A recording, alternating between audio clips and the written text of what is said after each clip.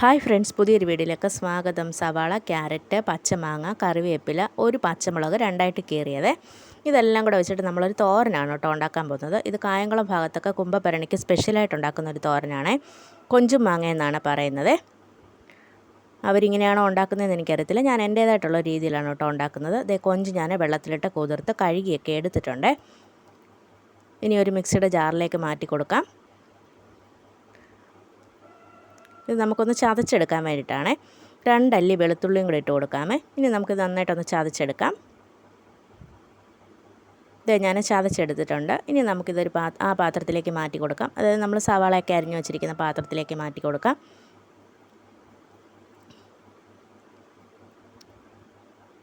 ഇനി നമുക്ക് തേങ്ങ ചേർത്ത് കൊടുക്കാം, ഉപ്പ് ചേർത്ത് കൊടുക്കാം,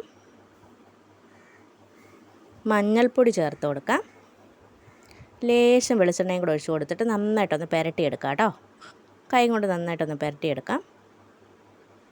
ഇതേ ഞാൻ വെളിച്ചെണ്ണയാണ് കേട്ടോ ഒഴിച്ച് കൊടുക്കുന്നത്. കുറച്ച് ഒഴിച്ചാൽ മതി. എരിവ് നിങ്ങൾക്ക് കൂട്ടുകയും കുറയ്ക്കുകയൊക്കെ ചെയ്യാം കേട്ടോ. ഇവിടെ കുട്ടികളുള്ളതുകൊണ്ടാണ് ഞാൻ എരിവ് കുറച്ചിടുന്നത്. ഇനി നമുക്കിതൊരു ചട്ടിയിലേക്ക് മാറ്റി കൊടുക്കാം. നന്നായിട്ട് പുരട്ടിയതിന് ശേഷം ഒരു ചട്ടിയിലേക്ക് മാറ്റി കൊടുക്കാം. ലേശം വെള്ളം കൂടെ ഒഴിച്ചിട്ട് നമുക്ക് ഗ്യാസ് ഓണാക്കി വേവിക്കാനായിട്ട് വെക്കാം കേട്ടോ. പെട്ടെന്നാക്കിയിട്ട് നല്ല ടേസ്റ്റുമാണ്.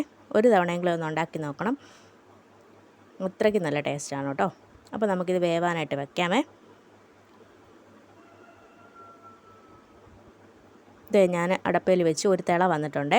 ഇനി നമുക്ക് നന്നായിട്ടൊന്ന് ഇളക്കിയിട്ട് വീണ്ടും അടച്ച് വെക്കാം കേട്ടോ. ഉണക്കക്കൊഞ്ച് നന്നായിട്ട് ചതച്ചെടുത്തത് കൊണ്ട് നല്ല ടേസ്റ്റ് നന്നായിട്ട് ഇറങ്ങും കേട്ടോ. അതിനാണ് ചതച്ച് ചേർത്തത്. ഇവിടെ എല്ലാവർക്കും ഭയങ്കര ഇഷ്ടമുള്ളൊരു തോരനാണ് ഇത്. ഇതേ വെള്ളം ഇനി കുറച്ചും കൂടെ ഒന്ന് പറ്റാനുണ്ട്. ആ വെള്ളം കൂടെ ഒന്ന് പറ്റി വരട്ടെ കേട്ടോ. വീണ്ടും നമുക്കൊന്ന് അടച്ച് വയ്ക്കാം.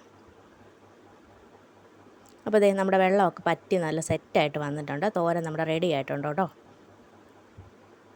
അപ്പോൾ ഇത്രയേ ഉള്ളൂ.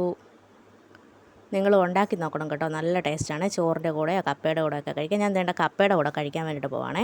നല്ല അടിപൊളി ടേസ്റ്റാണ്. വീഡിയോ ഇഷ്ടപ്പെട്ടാൽ തീർച്ചയായിട്ടും ലൈക്ക് ചെയ്യണം, ഷെയർ ചെയ്യണം, സബ്സ്ക്രൈബ് ചെയ്യണം. ഇതുവരെ നമ്മളെ സപ്പോർട്ട് ചെയ്ത എല്ലാവർക്കും താങ്ക് യു ഫോർ വാച്ചിങ്.